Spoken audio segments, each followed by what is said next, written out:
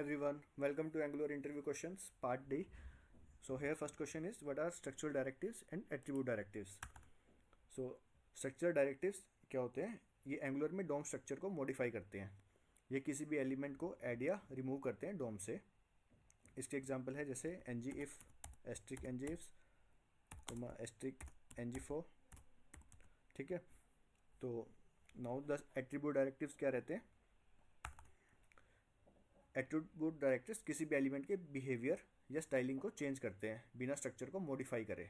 ठीक है, but structural directives में हमारा स्ट्रक्चर मॉडिफाई हो जाता है, बट एट्रीब्यूट डायरेक्टिव्स में सिर्फ बिहेवियर या स्टाइलिंग चेंज होती है. और एट्रीब्यूट डायरेक्टिव्स के एग्जांपल है जैसे ng क्लास, ng स्टाइल. ठीक है, तो ये हो गए हमारे एट्रीब्यूट डायरेक्टिव्स के एग्जांपल्स. और जैसे हमारे डायरेक्टिव्स हो गए कस्टम डायरेक्टिव्स लगा लो. ठीक है, तो ये हमारे एग्जांपल्स हैं एट्रीब्यूट डायरेक्टिव्स के.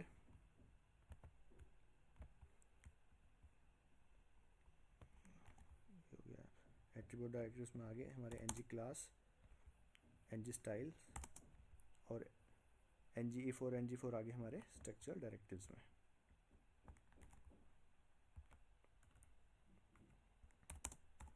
Okay, so now next question is view encapsulation in Angular and what are its types.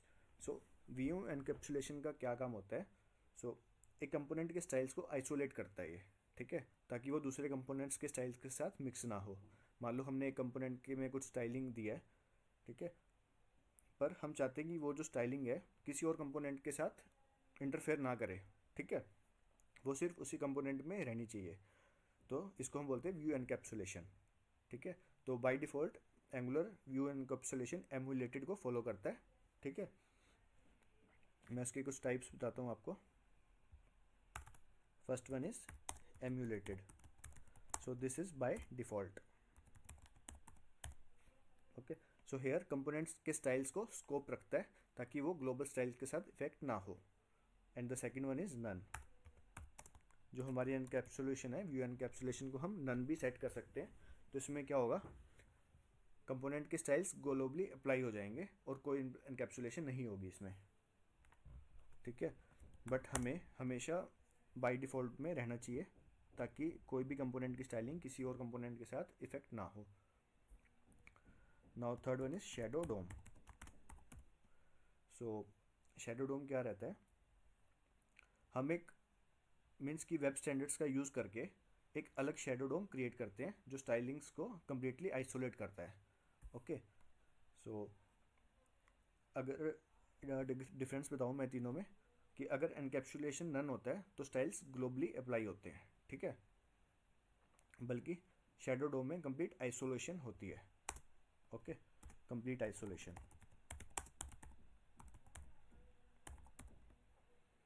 Okay, so hope you understand the difference between none, emulated and shadow DOM. ठीक है, एक बार मैं फिर से आपको explain कर देता हूँ. जो हमारा एमुलेटेड होता है, देखो जो ये तीनों है ना, ये टाइप्स हैं किसके? व्यू एनकैप्सुलेशन के. जो हमारा एमुलेटेड होता है वो बाय डिफ़ॉल्ट होता है. ये स्टाइल्स को स्कोप रखता है और एक यूनिक एट्रीब्यूट जनरेट करता है. एंड इसका काम क्या होता है? इसका काम एमुलेटेड और शैडो डोम का काम सेम ही रहता है. ठीक है, but shadow DOM actual DOM use नहीं करता. ओके, एंड डिफ़ॉल्ट बिहेवियर होता है हमारा एमुलेटेड. सॉरी, जो शैडो डोम होता है वो एक्चुअल शैडो डोम को यूज़ करता है, बट एमुलेटेड शैडो डोम का यूज़ नहीं करता. एंड जो हमारा नन रहता है, इसका मतलब है कि स्टाइल्स ग्लोबली अप्लाई होंगे और किसी कंपोनेंट में स्कोप नहीं होंगे.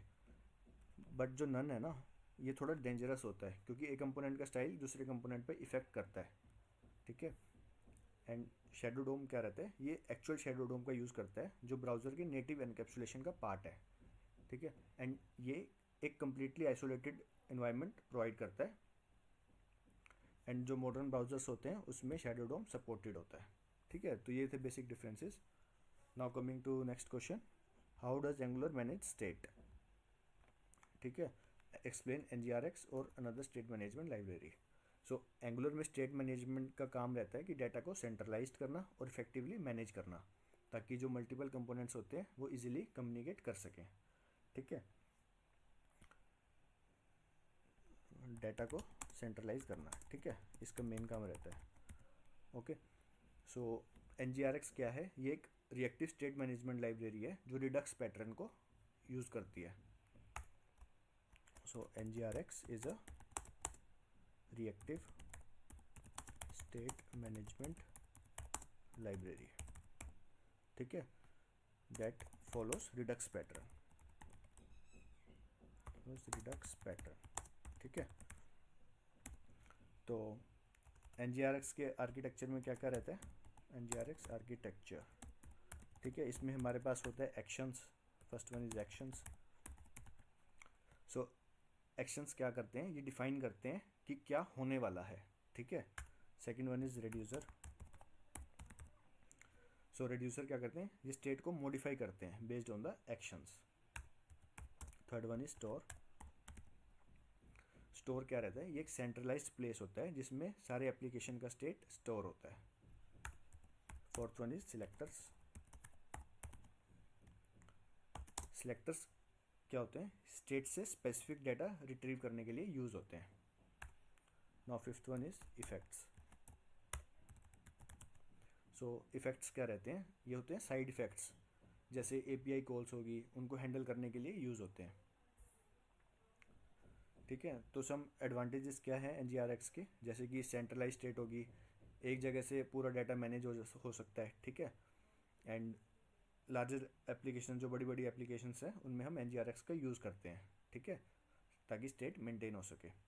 Now next question is what is singleton service and how do you ensure a service is singleton in angular? So Angular में सर्विसेज का यूज़ रीयूजेबल लॉजिक या डाटा को शेयर करने के लिए यूज़ होता है। एंड सिंगलटन सर्विसेज क्या होती हैं? ये एक सिंगल इंस्टेंस होती हैं जो पूरे एप्लीकेशन में यूज़ होती हैं, ठीक है। तो हम कैसे चेक करेंगे कि सिंगलटन सर्विसेज, मतलब कैसे इंश्योर करेंगे, ठीक है। तो फर्स्ट अप्रोच क्या रहती है हमारी? प्रोवाइडेड इन, ठीक है, रूट। तो आपने देखा होगा @injectable, और उसके हम अंदर हम मेंशन करते हैं प्रोवाइडेड इन रूट। तो इसका क्या एडवांटेजेस होता है, ठीक है? ये अननेसेसरी सर्विसेज को रिमूव करता है, ठीक है। तो अगर हमारे पास प्रोवाइडेड इन रूट है तो इसका मतलब है कि जो हमारी सर्विसेज है वो ग्लोबली हमें, हमारे ग्लोबल प्रोजेक्ट में हमें मिल जाएगी, ठीक है। और सेकंड रहता है हमारा मॉड्यूल लेवल सिंगलटन। तो उसमें हम क्या करते हैं? प्रोवाइडेड एरे हम यूज़ करते हैं, ठीक है। जैसे @ng मॉड्यूल में हम प्रोवाइडर्स में हम अपनी सर्विस को मेंशन करते हैं, ठीक है। But provided in as a array, इसको हम अवॉइड करते हैं बिकॉज अगर ये मल्टीपल मॉड्यूल्स में इंपोर्ट हो जाता है तो मल्टीपल इंस्टेंस क्रिएट हो जाते हैं हमारे सर्विसेज के, ठीक है। एंड प्रोवाइडेड इन रूट, ये जो है ये हमारा बेस्ट मेथड है, ठीक है, बेस्ट प्रैक्टिस है प्रोवाइडेड इन रूट्स डालना, ठीक है। So now coming to next question, explain the purpose of async pipe.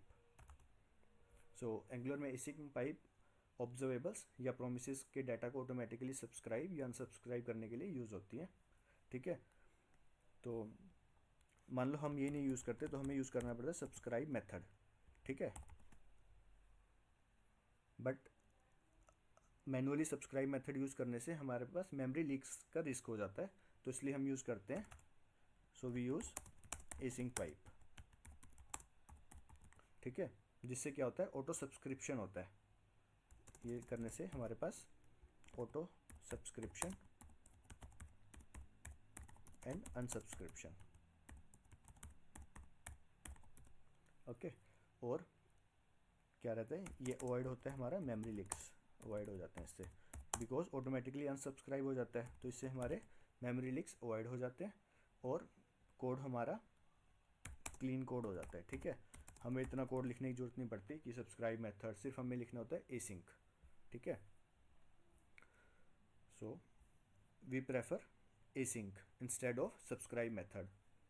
तो एंगुलर में एसिंक पाइप इसलिए यूज़ होता है ऑब्जर्वेबल या प्रोमिसेस के डाटा को ऑटोमेटिकली सब्सक्राइब करने के लिए या अनसब्सक्राइब करने के लिए, ठीक है। So now coming to next question, explain the purpose of renderer factory 2। Okay, so Angular में डोम मैनिपुलेशन डायरेक्टली हम कैसे कर सकते हैं, डॉक्यूमेंट से कर सकते हैं, ठीक है, या हम कर सकते हैं एलिमेंट रेफ डॉट नेटिव एलिमेंट, ठीक है। बट अगर हम इन दोनों के थ्रू करते हैं तो हमारे पास ना सिक्योरिटी रिस्क हो जाता है, सिक्योरिटी रिस्क और परफॉर्मेंस इश्यूज भी आते हैं, ठीक है। तो एंगुलर क्या करता है, एक रेंडरर एपीआई प्रोवाइड करता है, ठीक है, जिससे डोम को मैनिपुलेट हम कर सकते हैं। तो रेंडरर फैक्ट्री 2 क्या है, ओके, तो ये एक फैक्ट्री सर्विस है, रेंडरर फैक्ट्री 2 ये एक फैक्ट्री सर्विस है जो रेंडरर 2 का इंस्टेंस क्रिएट करती है। एंड इसका काम है एंगुलर एप्लीकेशंस के डिफरेंट रेंडरिंग इन्वायरमेंट्स जैसे कि DOM, web worker, service side rendering में कंपैटिबिलिटी को मेंटेन करना।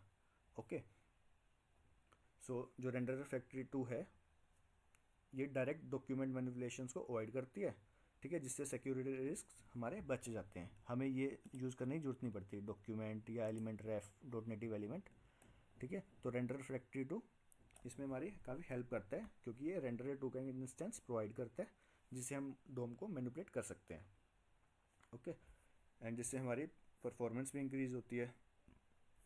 ओके, एंड जो रेंडर 2 है वो कुछ हमें मेथड्स भी प्रोवाइड करता है जैसे set style, remove style, add class, ठीक है। सेट स्टाइल में क्या होगा, किसी भी एलिमेंट का स्टाइल हम चेंज कर सकते हैं। रिमूव स्टाइल में क्या कर सकते हैं, किसी एलिमेंट का स्टाइल रिमूव कर सकते हैं।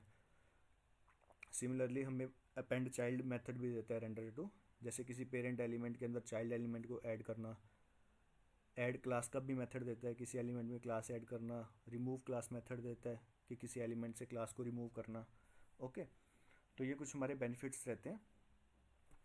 सो इसकी समरी क्या है, रेंडर फैक्ट्री 2 क्या करता है, इसकी हेल्प से हम रेंडर 2 का इंस्टेंस जनरेट करते हैं। ओके, एंड ये हमारा angular SSR server side rendering या सिक्योरिटी कंसर्न्स के लिए हमारा काफ़ी हेल्पफुल है। एंड रेंडर 2 का यूज़ इन सब को अवॉइड करने के लिए काफ़ी हेल्पफुल है। डॉक्यूमेंट या एलिमेंट रेफ डॉट नेटिव एलिमेंट को अवॉइड करके हम रेंडर 2 की हेल्प से डोम को मैनिपुलेट कर सकते हैं। So guys, hope you understand all these questions and I will see you in the next video.